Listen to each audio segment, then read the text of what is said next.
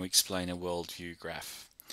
So a worldview graph is something that you can use to explain a memeplex. A memeplex in the Dawkinsian view is, or also in classical memetics, is a concept which is a combination of different memes.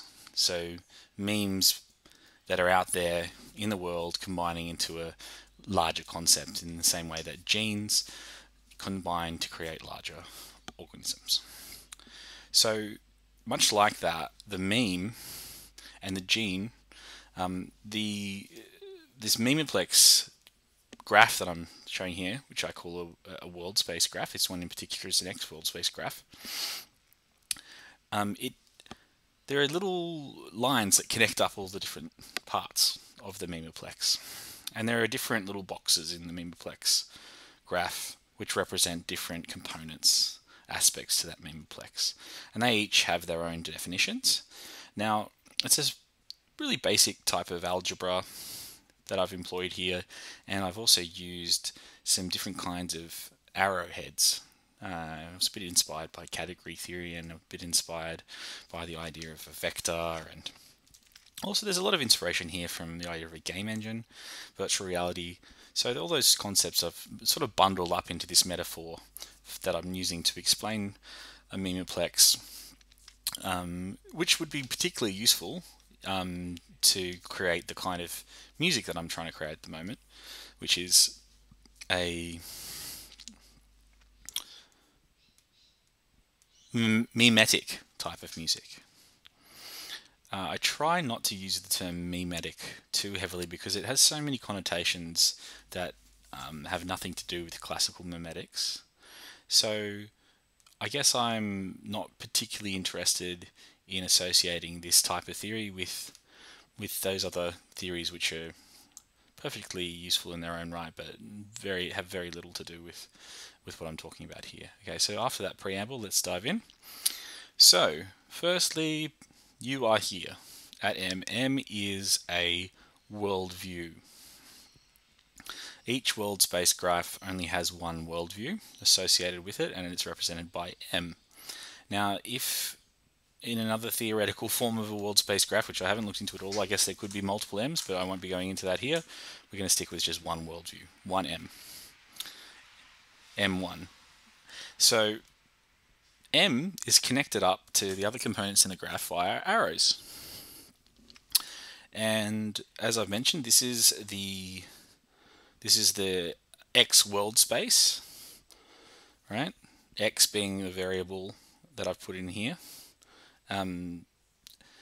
to sort of, I guess, act as storage. I guess it's storing itself in all these different parts of the graph. And so those other parts of the graph are A, which in this case I've just decided A is sort of artificial, or maybe an animal or something like that, a neural network which doesn't have a theory of mind. And then I've put M, of course, is us, so we know we have a theory of mind. I think therefore I am, and we have S and S2, and I've just put them in there as they're sapiens. They're other sapiens, and they're not us, and we don't know what they're thinking. And again, this is a way of storing a worldview. So we're tabulating a worldview. We're writing it out. It's scored. It's stored. It's finished insofar as it's a circuit, I guess is the best way to put it. So if you do get it rolling, get it happening alongside an arrow of time, it does progress through an evolution of some kind, then we can start talking about memetic algorithms and things like that. This is a much more fundamental level. This is simply describing those components and the way that those components are able to interact within the context of this world space. So anyway, back to the X world space specifically. So in the X world space, there's the concept of X, and you can see that there's a green circle behind it. I'm just going to put it out there that the concept of X for me as M is going to be green. So I know that within my own understanding of what green is, there are a number of components. Now, one component which is a hidden component, but it's not put into its own little black box because it's fundamental to the idea that there is a worldview. The theory of mind, I guess, is fundamental to that as well. So you have at M, you have a mnemonic, I'm calling it. So N1 mnemonic, sort of like a harmonic that you would find in a tone, a musical tone. And so the N1 mnemonic located at N1 is a component of a mnemonic series. So that mnemonic series also contains N2 and N3 in this case. And they're connected up by these little arrows that are, you know what, I'm going to change that. I don't want it to be doing that. I'm going to change it so you can change the arrowhead. I'm, by the way, doing this all in Miro, which is a lovely little program which lets you do all these things. So let's just see if I can. I'm probably selecting the wrong thing. There it is. Yeah, okay. So this is where I change my arrowhead. So I'm going to change this to this because I've decided, since starting this graph off, you can flip them around. Yep. So these little arrows, what I'm calling them is they're little queries. So at this stage I'm calling them query. And N1, well, M is querying the concept X via the mnemonic series N1, N2, N3. So we've got our first order, second order, and third order mnemonics in that series. And these, I guess, are connotations or shades or black boxes or whatever you want to call them. So these are the components of my understanding. And so when I query N2 via N1, then N2 returns to me my concept of X. And that is cascaded down from X. And this is the most fundamental connection. It's this one here. So X cascades to M. M has a knowledge of X. M then queries X via N1, N2, and N3. And then there's a bidirectional relationship between N3, N1, and N2, which is this represented by this small arrow here. Within that actual mnemonic series itself, there is also kind of a loop where that query is sustained, I guess. It's a sort of imaginary infinity, which is created just out of necessity because the idea is that this system can be used and applied, so it does need to have some kind of time value associated with it due to the arrow of time, due to the inevitability of time. Which makes it particularly useful for digital systems because we are quite literally discretizing this information to slices. Another way to think about this would be to imagine, and I've done this when with my little mnemonic. My mnemonic here, the mnemonic series I should say, excuse me, where are my panels? They're here. Okay, so frames. Okay, so this is a mnemonic series. This is the standard mnemonic series. It's the only one that I've annotated so far, but I assume there are many more. And this mnemonic series contains a first order, second order, third order, and a fourth order mnemonic, which makes this an N4 state consisting of 4 mnemonics. It's complex to the point that it has a fourth order. And I explained in a previous video that essentially this mnemonic is a loop in a sense. It's connected via intervals, which are in this case N1 between each of the mnemonics themselves. But then also you have the sort of like a chord in music. You have from the first order to the second to the third order there's an interval of N2, and up to the fourth order is N3, and of course between the second order and the fourth order there's also an N2 and an N1 between the third order and the second order. And this forms a complete loop where there's permanent interaction between all aspects of that loop, and it happens all via our first order mnemonic. So even though there is a little bit of bidirectional communication between these, ultimately they really heavily influence this first order most fundamental mnemonic in the series.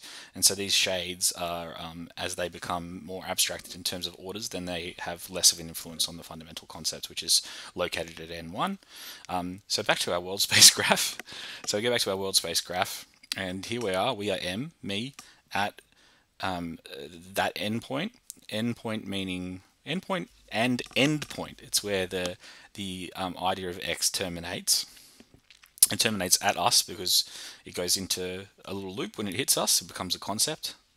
So that's our understanding. I've sort of squiggled this out and put weird, crazy shapes in this particular mnemonic series. It's not like our standard mnemonic series, which is quite pristine and lovely. That's a sort of a hypothetical, I guess, that mnemonic series. This is a bit more real. This is kind of like, okay, well, this oblong here might represent one aspect of the way I view X, which could be just the color itself. And so because I'm querying N2, right, this is not colored because I don't know the color. This is about showing what I know, right? So I query from my position at M via N1, I query N2, and N2 returns to me green, the color, because, and actually this is where I have to add some more little squiggles, but that's a good thing. So let's take this one here, it's the same color I think, and we're going to inform N2 of the existence of this color. And I've now accidentally taken that away from our poor old artificial network over here, but that's okay, we'll get back to that one.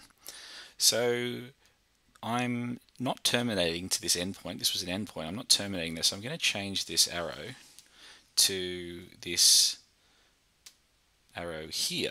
This is an intermediary point. So while we are entering this mnemonic network here via that particular, or maybe it's an oculus, or it could be a photoelectric sensor, it could be anything that carries that particular color. And of course, there's way more ways you can break that down below that, but we're talking about concepts. So that's now going through N2, and it's then being passed based on that query back down to M. And M2 is then, I guess we need another one. So we've queried, and then there's a cascade coming back from a mnemonic, which is terminating here. So I'm going to go with, now I don't necessarily have to use these colors, but I'm just going to use them for the sake of demonstration. So let's just say that that's our return. No, I don't like that one. Looks like the other one. This one here. Lime green. Well, why don't we change them all to lime green? Lime green. Okay. So what I've done is I've queried N2 from N1, which is a hidden state within M. I've queried it. I've said, huh?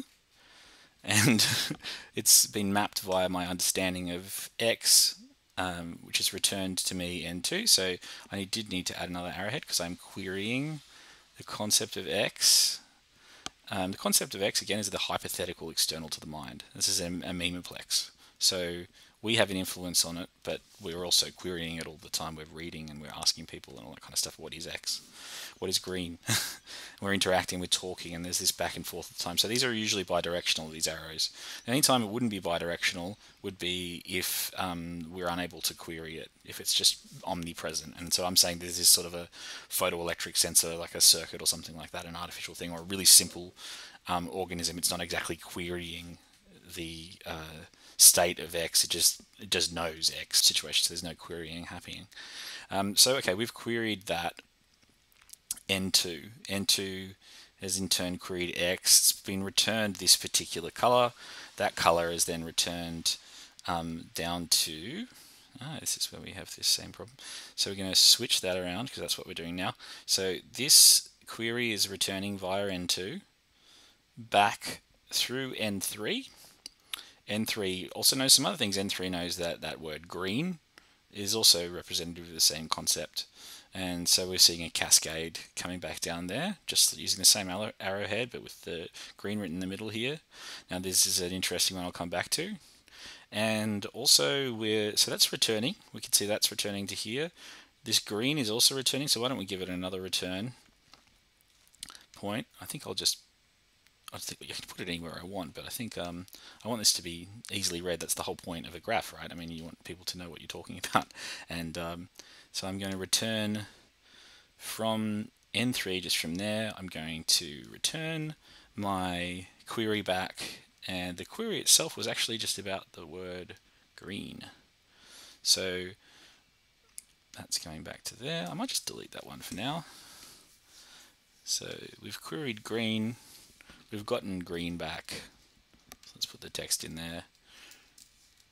Green has returned from X via this query because, via our query that we did. I see what I've done there. Right, so I haven't actually queried green yet. Okay, interesting. How do I query green? That's probably why I didn't have an arrow there returning it. So I'll delete this for now.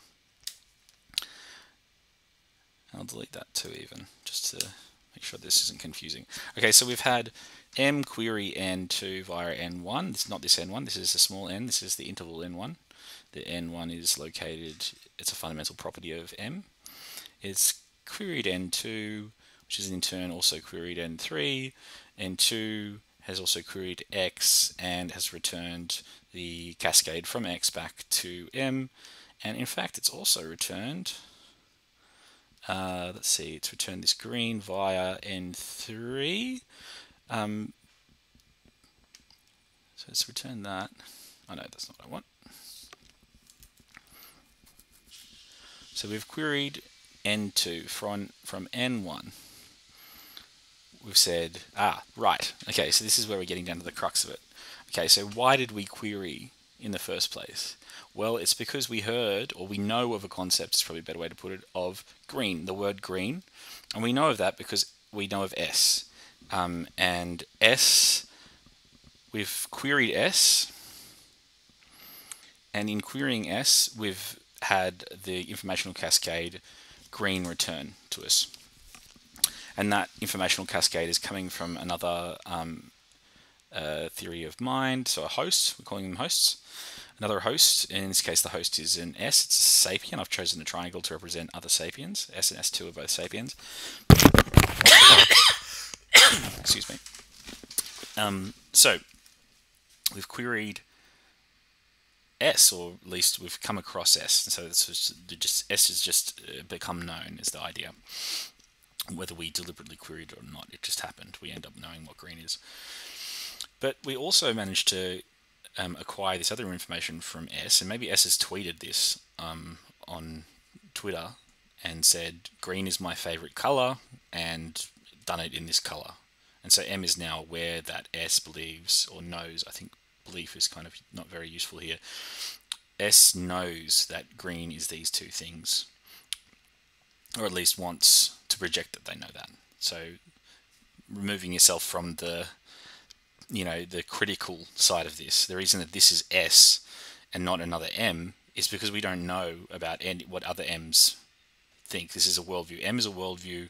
S is our projection of someone else's worldview as an M. I'm just going to pause that here and then continue on in part 2 in a sec.